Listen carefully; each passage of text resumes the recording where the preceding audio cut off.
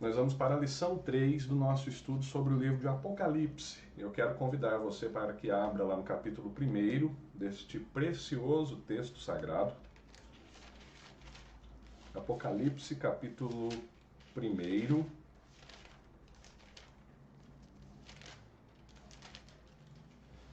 E eu lerei do versículo 4 até o versículo de número 8, que será o texto base da nossa meditação e do nosso estudo nesta manhã. Há ensinamentos preciosos aqui. Se você tiver caderninho, caneta, se você é daqueles que gosta de anotar, não perca esta oportunidade. Você pode rebobinar a transmissão, você pode ouvir depois, mas não deixe de absorver os ensinamentos desta porção da palavra de Deus. Apocalipse, capítulo 1, do versículo 4 até o verso 8. Assim diz a Bíblia Sagrada. João, as 7 igrejas que se encontram na Ásia. Graça e paz a vós outros da parte daquele que é, que era e que há de vir. Da parte dos 7 espíritos que se acham diante do seu trono e da parte de Jesus Cristo, a fiel testemunha, o primogênito dos mortos e o soberano dos reis da terra. Aquele que nos ama e pelo seu sangue nos libertou dos nossos pecados e nos constituiu reino, sacerdotes para o seu Deus e Pai. A ele a glória e o domínio pelos séculos dos séculos. Amém. Eis que vem com as nuvens e todo olho o verá, até quantos o traspassaram. E todas as tribos da terra se lamentarão sobre ele, certamente. Amém. Eu sou o Alfa e o Ômega, diz o Senhor Deus, aquele que é, que era e que há de vir, o Todo-Poderoso.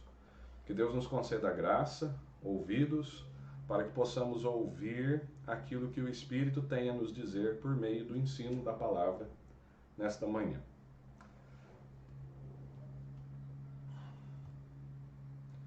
Amados irmãos,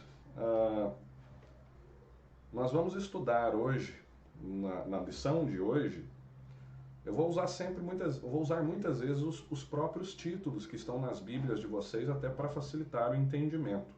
Nós vamos estudar hoje a respeito da dedicatória do texto, pois o texto é uma carta, e como tal, ela foi destinada a alguém ou a algum grupo de pessoas. Então nós vamos estudar esta dedicatória, bem como a saudação, esta saudação graça e paz, e de quem esta saudação parte. Então a dedicatória, a saudação e quem saúda, quem concede a saudação. E nesse primeiro momento nós gostaríamos de refletir da seguinte forma, que existe uma saudação no texto, como há uma saudação nas Escrituras, principalmente no Novo Testamento, uma saudação trina. Nós, cristãos, professamos a fé trina, ou seja, nós cremos em um Deus que é Pai, que é Filho e que é Espírito Santo. E se você nunca entendeu esse negócio da Trindade, hoje eu oro para que você entenda, para que fique fácil a compreensão a respeito de tudo isso. Eu às vezes fico muito preocupado quando cristãos dizem, né? Poxa, eu não entendo esse negócio de trindade. Como pode esse negócio de 3 serem um? Então nós vamos tentar aí de forma prática, objetiva, explicar isso para vocês. Então nós vamos ver aqui a dedicatória do texto. Antes de entrar na trindade propriamente dita, o apóstolo João, né, recebeu aquela mensagem e ele fala da parte do Senhor. Não é a revelação de João, mas é a revelação de Jesus Cristo. Ele é só um intermediário na comunicação. Esta mensagem do Senhor Jesus, ela é destinada a 7 igrejas presentes na região da Ásia Menor, atual Turquia, mais especificamente ali no oeste do país hoje conhecido como Turquia, mas naquele tempo era a Ásia Menor. Nós sabemos pelos estudos que naquela região havia mais igrejas. Não eram apenas as 7 igrejas, mas nós sabemos que existia ali a igreja de Colossos, de onde ou a quem o apóstolo Paulo escreveu a carta aos Colossenses. Nós sabemos que havia ali a igreja de Hierápolis, que nós vemos também as suas referências nas cartas do apóstolo Paulo. Mas o Senhor dirige-se a 7 igrejas, lembrando que o número 7 no livro do Apocalipse, ele tem um sentido muitas vezes simbólico, no sentido de totalidade, plenitude, de ser completo. Então, quando o Senhor fala a 7 igrejas, ele está se dirigindo a todas as igrejas. E essas igrejas eram Éfeso, Esmirna, Pérgamo, Sardes, Tiatira, Laodiceia e Filadélfia. Não segui a ordem aqui, mas estas eram as igrejas. Então, a carta é dedicada a 7 igrejas que se encontram na Ásia. E aí nós vemos uma saudação muito comum dentro do meio cristão. Tenho certeza que todos vocês um dia encontraram com alguém, um irmão na fé, ou viram um pastor saudando, como saudei hoje de manhã. Confesso que faço pouco isso, mas depois do estudo de hoje eu abri meu coração para mudar a forma como eu cumprimento muitas vezes os meus irmãos. E a saudação que vem é graça e paz.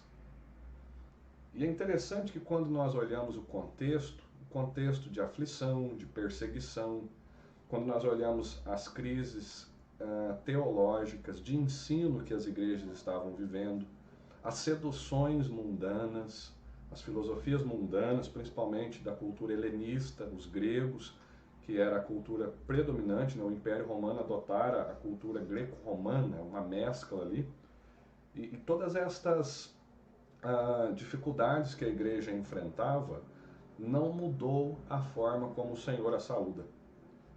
O Senhor saúda a igreja com graça e paz. Em outras palavras, pode estar caindo o mundo ao redor. Deus nunca vai chegar para a sua igreja ou para os seus filhos e filhas. O que está acontecendo? Nossa, por que você está assim? Não, o que é isso? Que não sei o que lá. Se der errado. Não, Deus nunca faz isso. Sempre que o Senhor se manifesta, não importa a situação, o Senhor dirá graça e paz. Nós vemos na Bíblia Sagrada que quando o Senhor se manifesta a alguém, tanto no Antigo como no Novo Testamento, nós vemos muitas vezes aparições angelicais, seres enviados pelo Senhor. As pessoas que recebem esses seres angelicais ou que receberam a visão, elas tremeram de medo. Nós nos lembramos, por exemplo, das mulheres quando foram visitar o túmulo de Jesus. Jesus não estava mais lá e apareceu um anjo e elas temeram. E vocês se lembram qual era a palavra do anjo? Não temas. Não importa a situação que você esteja enfrentando, Deus nunca chegará desesperado. Deus sempre dirá que haja graça e paz. O Senhor sempre dirá para você, não temas, por mais difíceis que sejam as circunstâncias. As igrejas da Ásia Menor enfrentavam um período muito difícil de se viver a fé, mas o Senhor cumprimenta-os com graça e paz. Deus nunca perde a paz, Deus nunca perde o controle. A gente fica ansioso, né? O nosso mundo se abala, mas Deus não se abala. Ele é o mesmo ontem, hoje e sempre será. Por isso que você pode descansar o coração. Você, filho e filha de Deus, você pode descansar o teu coração. Ouça o Espírito Santo dizendo para você hoje, mesmo em meio a tudo que talvez você esteja vivendo, ou ao que o nosso mundo esteja vivendo, ouça o Espírito Santo dizendo assim para você, graça e paz. Da parte de quem? Da Trindade. Do Pai, do Espírito Santo e do Filho. A ordem aqui é diferente da que nós estamos acostumados, né? Pai, Filho e Espírito Santo. Mas aqui nós vamos ver o porquê que João usa esta ordem. Pai, Espírito Santo e Filho. Então vamos lá. O texto prossegue nos dizendo assim, graça e paz a vós outros, a toda a igreja, da parte daquele que é, que era e que há de vir. O Pai. O nosso Pai que está no céu. O Pai a quem rogamos todas as vezes que abrimos os nossos lábios para orarmos a oração do Pai Nosso. O Pai, que muitas vezes, quando usamos a palavra Deus, é nele que os nossos pensamentos se fixam. Sempre que ouvimos Deus, Deus, Deus, a nossa mente se volta costumeiramente à figura do Pai. Mas quem é o Pai? Quem é este que saúda? Aquele que era, que é e que há de vir. Há alguns meses atrás fizemos um estudo na Igreja de Bom Jesus da Penha, uma introdução ao livro do Êxodo. E ali nós temos uma revelação do nome do Pai. Pai é essa tratativa, né? Nós evocamos o nome do Pai de forma íntima. Hoje, em Cristo, nós podemos chamar a Deus de Pai. Mas antes de Cristo vir ao mundo, os judeus não ousavam chamar a Deus de Pai. Cristo revela a Deus como Pai. Quando nós olhamos para as Escrituras do Antigo Testamento, nós vemos a revelação do nome de Deus, muito específica lá no livro do Êxodo, capítulo 3, versículo 14. E eu quero convidar você para que abra lá. Livro do Êxodo, o segundo livro da Bíblia, capítulo de número 3, versículo de número 14. Que diz assim: Disse Deus a Moisés, eu sou o que sou. Apenas aqui. Disse Deus a Moisés, eu sou o que sou. Nós sabemos que Deus se revela a Moisés por meio da sarça, que ardia em chamas, mas não era consumida. Mas Deus até então era desconhecido para Moisés. Ele sabia que existia um Deus, mas não tinha essa intimidade toda. E então Moisés, quando desafiado a liderar o povo de Israel a sair do Egito, Moisés chega para Deus, este Deus, que é um termo muito genérico, e diz assim para ele: quando os israelitas perguntarem quem me enviou, quem eu digo que me enviou até eles? Então Deus responde: disse Deus a Moisés, eu sou o que sou. Diga ao povo que o eu sou me enviou a vós outros. E este eu sou, ou deste eu sou, no original hebraico, nós extraímos este tetragrama, esta imagem que você vê agora aí no slide do meu lado direito. Acho que esquerdo de vocês aí, não sei. Isso, lado esquece o lado aqui, não importa. Esse tetragrama, essas 4 letras, essas 4 consoantes do alfabeto hebraico, traduzidas para o nosso português, são as letras Y, W, H, W. Não tem vogal, é uma palavra muito difícil de traduzir. Por isso que às vezes você vê alguns nomes, né, ou formas de evocar o nome de Deus diferenciadas. Nós temos 3 principais formas de traduzir este tetragrama: Javé, Jeová, que é uma versão mais latina, latinizaram o termo hebraico, aí vem o Jeová. E nós temos aí, eu particularmente gosto deste nome, né, de usar este nome, Iavé. Todas as vezes que vocês ouvem Javé, Jeová ou Iavé, este é o nome daquele a quem nos dirigimos como Pai nosso que estás nos céus. Qual é o nome do Pai? Javé, Jeová, Iavé. Por isso que tem os testemunhos de Jeová, né? Nas versões católicas, pelo menos as Bíblias que eu li na versão católica, aparece Javé. Já na nossa versão revista e atualizada, que é a que nós usamos, aparece Senhor com todas as letras maiúsculas. Todas as vezes que você vê Senhor com todas as letras maiúsculas, é porque no original hebraico aparece o tetragrama Iavé. Tudo bem? Então, Javé em algumas versões, Senhor com letra maiúscula em outras, às vezes Iavé em outras. Mas existe uma versão de tradução bíblica de um norte-americano chamado Eugene Peterson. E ele, de forma magistral, traduziu conceitos complicados da Bíblia em linguagem muito simples. Essa versão se chama A Mensagem. Se você um dia tiver condições de comprar essa Bíblia, compre a versão traduzida A Mensagem. E todas as vezes que aparece o tetragrama, ele traduziu como eterno. O significado do nome de Deus, assim propriamente dito, o que significa Javé, ou Iavé, ou Jeová? É que ele é eterno. Deus não se limita ao tempo. Deus não é limitado pela história. Deus, ele é acima de todas as coisas. Não existe data do nascimento de Deus e também não existe a data do seu fim. Ele é o eterno. E é por isso que João usa esses termos, da parte daquele que é, que era e que há de vir. Passado, presente e futuro. Não existe relógio no tempo de Deus. O nosso tempo é do grego cronos. O tempo de Deus é kairos. Não tem começo e não tem fim. Então esta saudação de graça e paz que o Espírito Santo diz a mim, diz a você, vem da parte daquele que é o eterno, o Deus eterno, que era, que é e de há de vir. Prosseguindo, a saudação também vem do Espírito, o Espírito Santo, o Espírito deste Deus. E a saudação nos diz da parte do Pai, que era, que é e que há de vir, mas também da parte dos 7 Espíritos que se encontram diante do seu trono. Aí eu tenho que ser honesto com vocês.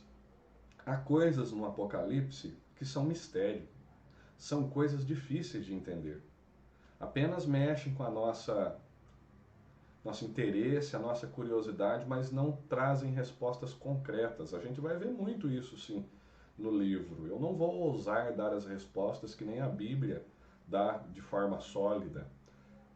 E com relação aos 7 espíritos da parte que se acham diante do trono, aqui é uma referência clara ao Espírito Santo. Isso nós sabemos. Pegando o sentido simbólico do número 7, nós podemos interpretar assim a plenitude do Espírito, tudo aquilo que o Espírito contempla. Na visão de João, ele viu 7 tochas, mas lembrem-se do que eu disse na aula passada. João viu coisas celestiais que não existem palavras no vocabulário humano que possam descrever na sua totalidade. Então João descreve aquilo que ele viu na linguagem humana, que eu e você entendemos. Ele viu e conseguiu traduzir desta forma. São 7 espíritos ou 7 tochas que ardem diante do trono de Deus. Alguns estudiosos das Escrituras tentam responder, esta questão dos 7 espíritos, fazendo um paralelo com o livro do profeta Isaías, capítulo 11, versículo 2. Abra lá. Livro do profeta Isaías. Eu vou ler aqui, às vezes, mais rápido do que você vai encontrar aí. Livro do profeta Isaías, capítulo 11, versículo 2, nos diz assim: repousará sobre ele o Espírito do Senhor, Espírito de sabedoria e de entendimento, Espírito de conselho e de fortaleza, Espírito de conhecimento e temor do Senhor. Vamos lá, conta comigo. Espírito do Senhor, Espírito de sabedoria, Espírito de entendimento, Espírito de conselho, Espírito de fortaleza, 5. Espírito de conhecimento e Espírito de temor do Senhor. É um Espírito que contempla todas estas qualidades, estes adjetivos, e eu interpreto desta forma, a plenitude do Espírito, que conhece todas as coisas da parte daquele que era, que é e que há de vir. Prosseguindo, João continua a saudação da graça e da paz que vem do Pai, que vem do Espírito, mas que também vem da parte de Jesus Cristo, a fiel testemunha, o primogênito dos mortos, o soberano de toda a terra. E nós vamos ver que a sequência da saudação agora que João faz repousa sobre a pessoa de Jesus Cristo. Você vai ver que tudo que o apóstolo João vai dizer agora aponta para Jesus Cristo.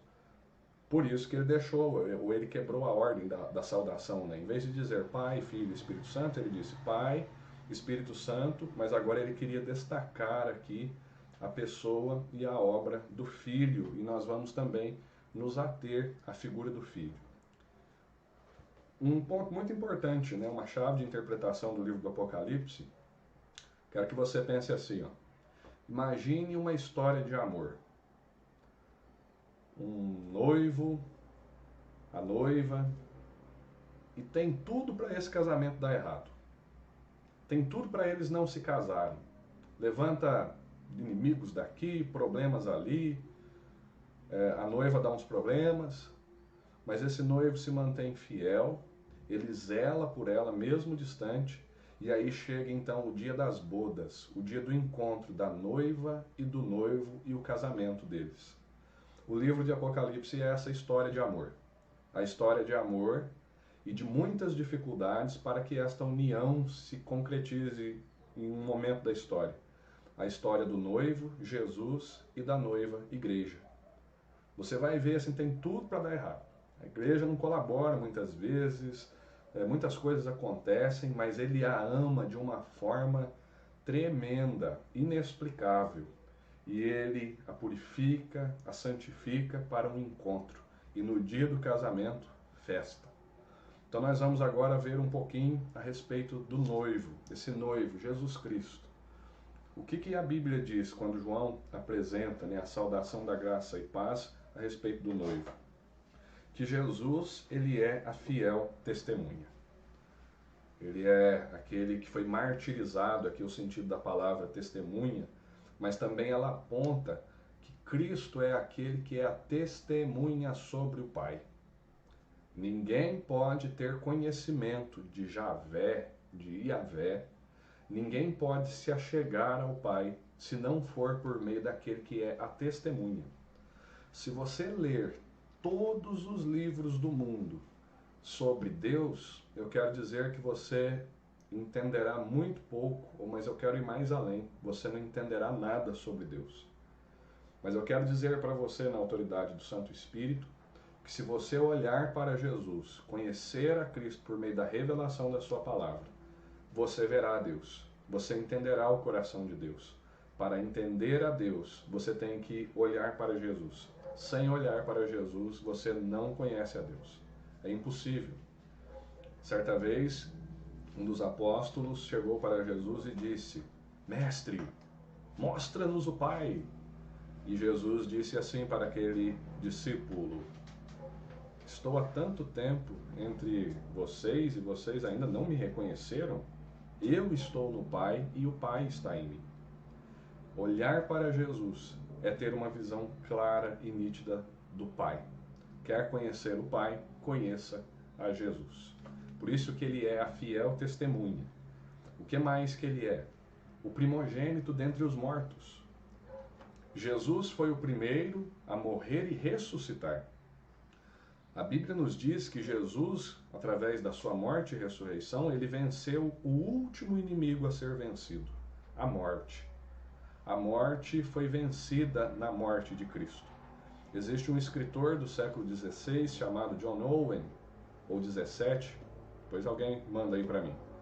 Ele escreveu um livro chamado assim, A Morte da Morte na Morte de Cristo. A morte foi aniquilada na morte de Cristo. Até Cristo, a morte ia adiante da humanidade. Todo mundo olhava para frente e via a morte. Como muitos de vocês, talvez, hoje, conseguem imaginar daqui 10 anos ou daqui 100 anos, e a única coisa que talvez você consiga ver é que um dia sua vida vai acabar aqui. Mas isso ardia em nosso peito antes de termos o conhecimento de Cristo. A morte agora não vai mais à frente, a morte anda atrás. Mas pastor, nós vamos morrer. Vai sim, o teu corpo, o meu corpo. Mas o espírito daqueles que creem em Jesus Cristo reinarão com o Senhor até o dia da ressurreição dos mortos, quando todos nós, em corpo e espírito, desfrutaremos e gozaremos das delícias eternas no reino de Cristo. A morte não tem mais a vitória sobre a humanidade, aqueles que creem no Senhor, porque Cristo venceu a morte. Você crê nisso? Crê nessa palavra? Você tem medo da morte? Esses dias conversando com a minha esposa, da minha eu não tenho não, tenho medo da dela. Né? A gente tem medo de perder as pessoas que nós amamos, a gente tem medo de deixar as pessoas, né? Como se a gente que cuidasse das pessoas e não Deus, né? Como se fosse eu que cuidasse da minha esposa e não fosse o Deus, nosso Pai, né? Então a gente tem esses desvios aí da fé de vez em quando, né? Da minha morte eu não tenho medo. É claro que eu não vou procurar ela com as minhas próprias mãos, a Bíblia não diz isso.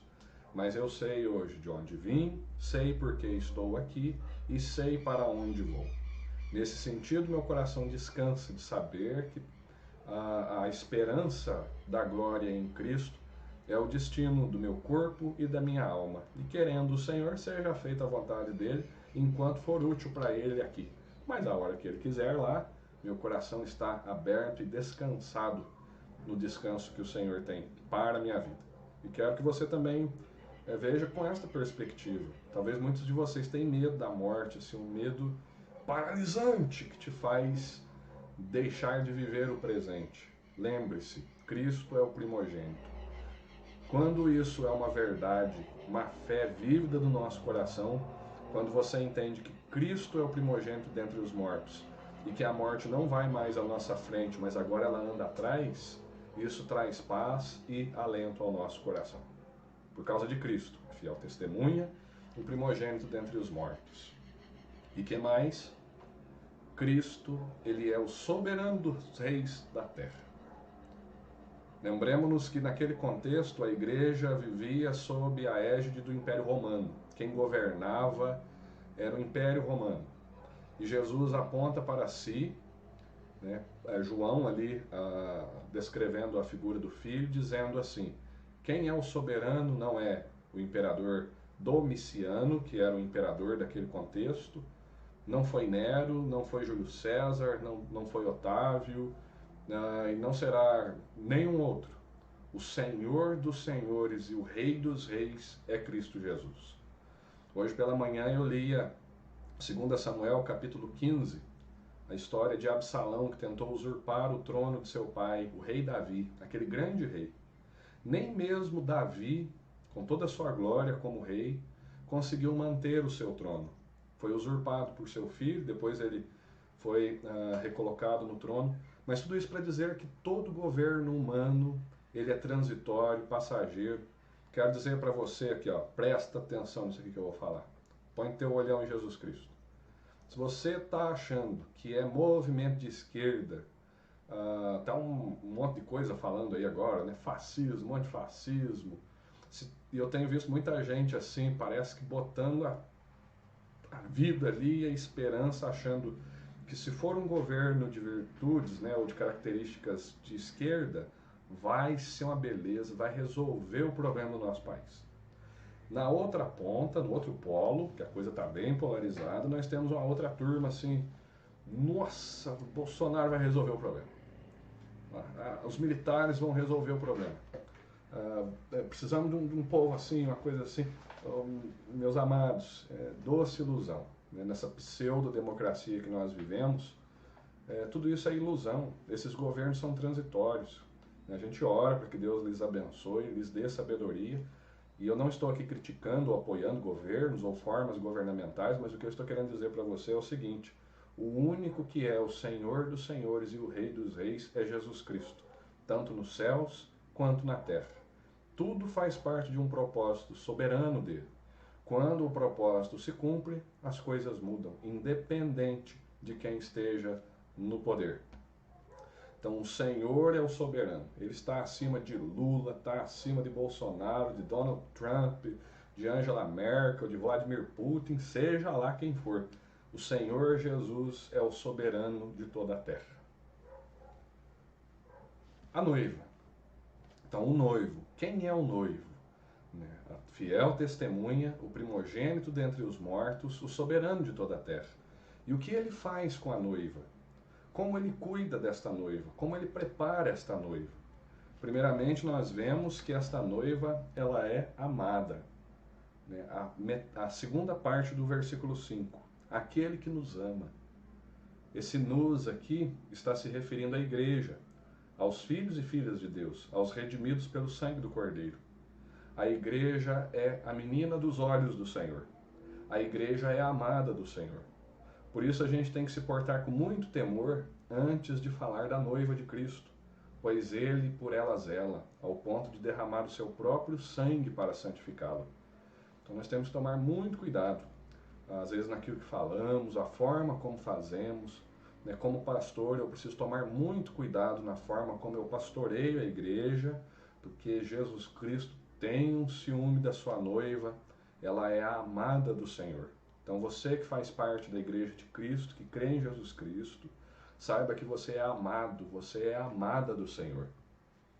O que mais? A noiva, além de amada, ela é perdoada. Aquele que nos ama e pelo seu sangue nos libertou, algumas outras versões colocam, nos redimiu, nos perdoou dos nossos pecados. Todas as imperfeições da noiva são corrigidas através do sangue de Jesus. Eu costumo dizer o seguinte: o sangue do Cordeiro é o alvejante da alma.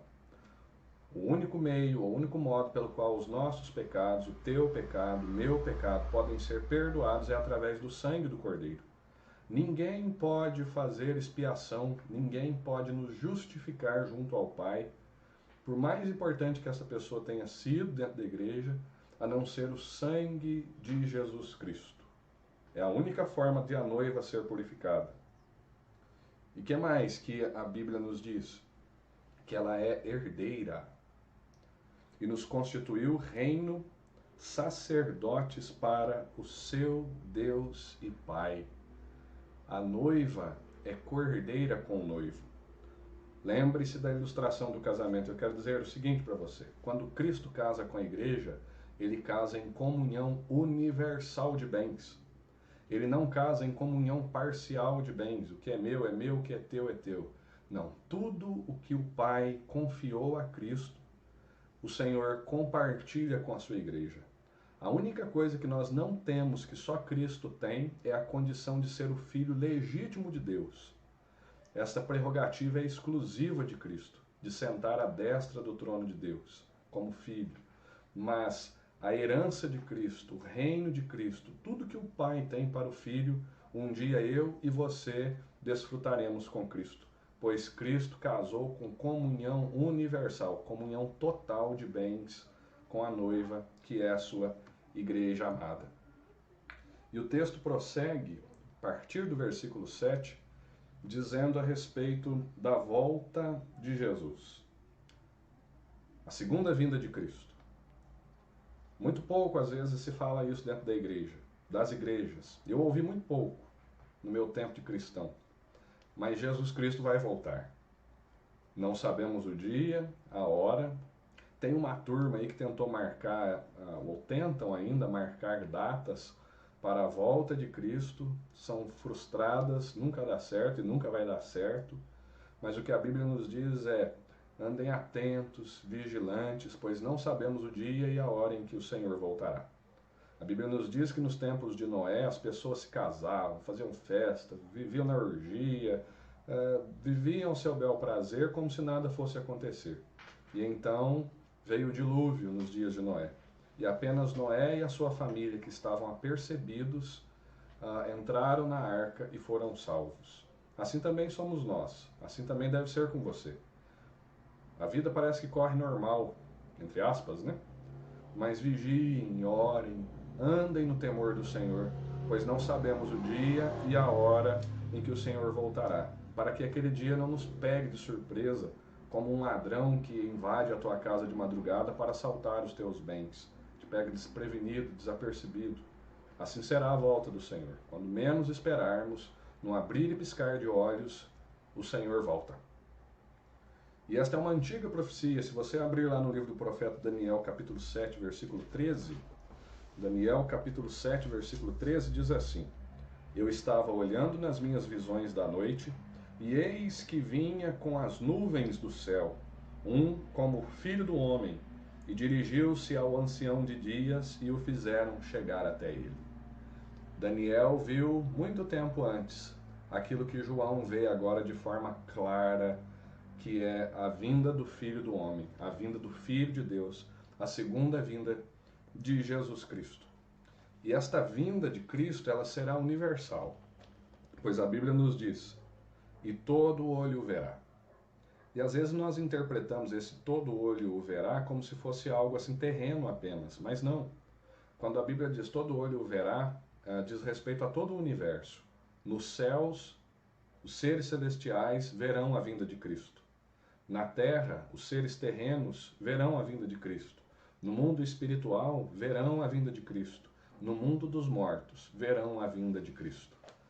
E esta vinda também é global, pois todas as tribos da terra se lamentarão sobre ele, até mesmo aqueles que o traspassaram, como diz o texto. Então não importa se a pessoa está na China, não importa se a pessoa está na Ásia, não importa se a pessoa ela está no Japão, na África, todos verão e contemplarão a segunda vinda, esse mistério da segunda vinda do Senhor Jesus. E a Bíblia nos diz que isto é algo certo, pois o texto nos diz certamente, amém. Ou seja, que assim seja. O Senhor certamente virá. Isto não depende da nossa crença. Não depende se eu acredito, ou se você acredita, ou se você não acredita, ou se eu não acredito. Não depende da nossa crença. Isto é um fato consumado nos decretos eternos de Deus para a história da humanidade. Cristo certamente voltará. Quer as pessoas acreditem, quer as pessoas não acreditem nisso. Esse é o desfecho da história humana como nós a conhecemos e a interpretamos. Nosso tempo cronológico. E o texto encerra dizendo: eu sou o Alfa e o Ômega, diz o Senhor Deus, aquele que é, que era e que há de vir, o Todo-Poderoso. Jesus agora se apresenta como o Alfa e o Ômega, aquele que é, que era e que há de vir, o Todo-Poderoso. Um detalhe aqui desse Alfa e Ômega. Alfa e Ômega é a primeira e a última letra do alfabeto grego. Nós vimos lá no Antigo Testamento o alfabeto hebraico, agora nós vemos o alfabeto grego. E Alfa e Ômega muitas vezes é interpretado como princípio e fim. E nós temos que entender que quando diz princípio e fim, não está dizendo que Jesus tem começo e fim. Afinal de contas, ele é eterno.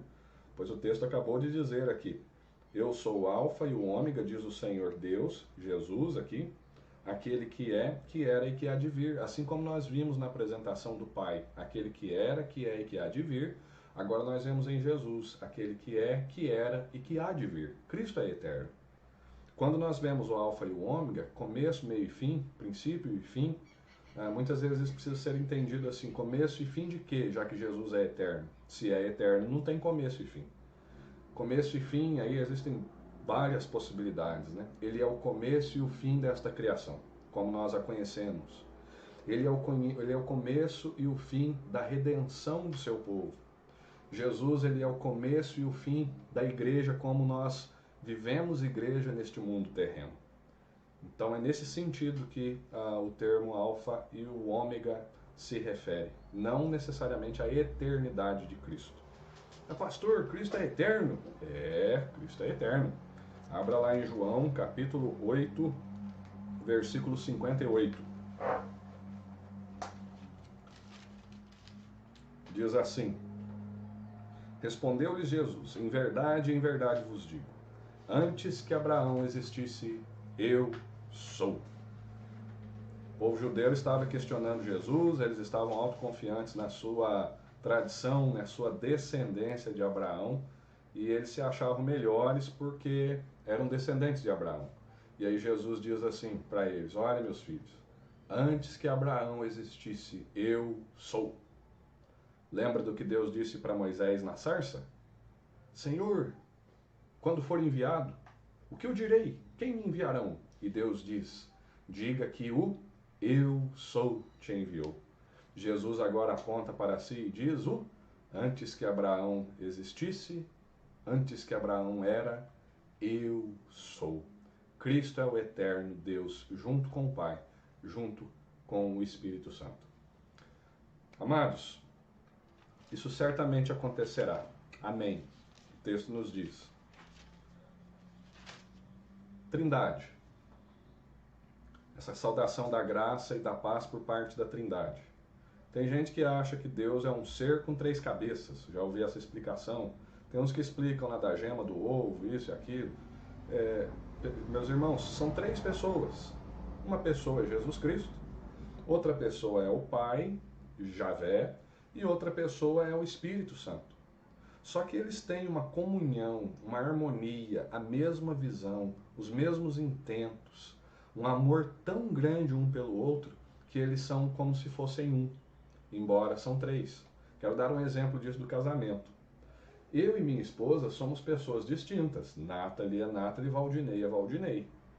Mas a Bíblia nos diz que no casamento nós nos tornamos agora uma só carne, não é assim? Você com seu cônjuge, vocês se tornaram uma só carne, embora vocês sejam pessoas distintas. E um tem um pensamento de um jeito, outro tem de outro, mas nós somos uma só carne. Algumas ideias, visões da vida, mas nós somos uma só carne. Jesus, o Pai e o Filho também são pessoas distintas, mas eles são não uma só carne, mas eles são um só Espírito. Não existe nenhuma divergência entre o Pai, o Filho e o Espírito Santo. Espero que tenha ficado assim de forma clara, tenha elucidado aí às vezes algumas compreensões, muitas vezes que não é aquilo que a Bíblia quer nos ensinar, né? E às vezes a gente complica na hora de explicar e dificulta o entendimento. Então, o Pai, o Filho e o Espírito são um. E eles se dirigem à igreja dizendo que a graça e a paz seja sobre a vida.